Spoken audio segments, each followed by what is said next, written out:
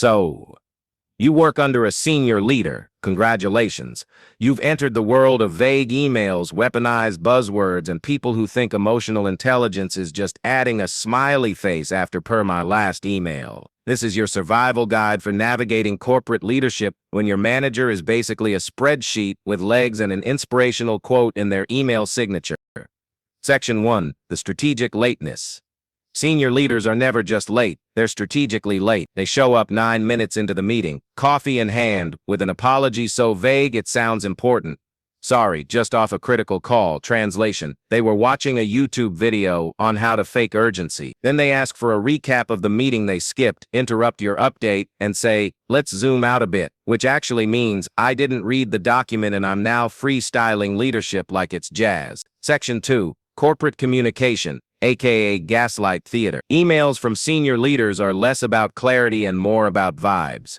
If you see per my last email, you're already in trouble. Let's align on this. Nobody agrees and they know it.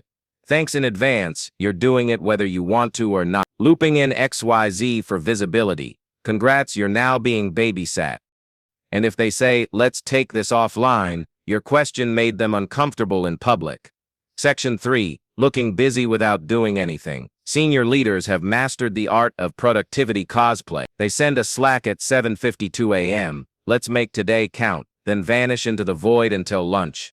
They post thought leadership on LinkedIn like, grateful for this journey. What journey?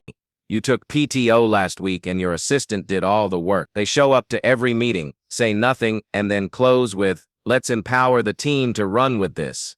Spoiler, you are the team, and you are now sprinting through fire. Section 4. The emotional Olympics. Now let's talk about the fun part, feedback. When you give them honest input, they'll pause, nod like a philosopher and say, appreciate the candor, then never acknowledge your existence again. They'll tell you they value transparency, then punish you for being transparent. They'll say, this isn't a no, it's a not yet, which means it's a no. But now you feel weird for asking. They'll say, we need to be more intentional, which is code for, we had no plan, and now you get to figure one out. These are the same people who say things like, just want to show up as my full self today, while hiding behind 6 layers of jargon and a calendar labeled do not disturb strategic thinking time. They'll say they believe in psychological safety, then ask why your tone in the last email felt a bit off.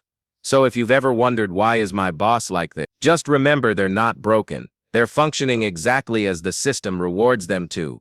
Like this video, if your manager has ever said great question and then answered a completely different one, subscribe if you've been empowered into doing someone else's job. And next time someone says let's circle back, feel free to spin in your chair until your will to live returns.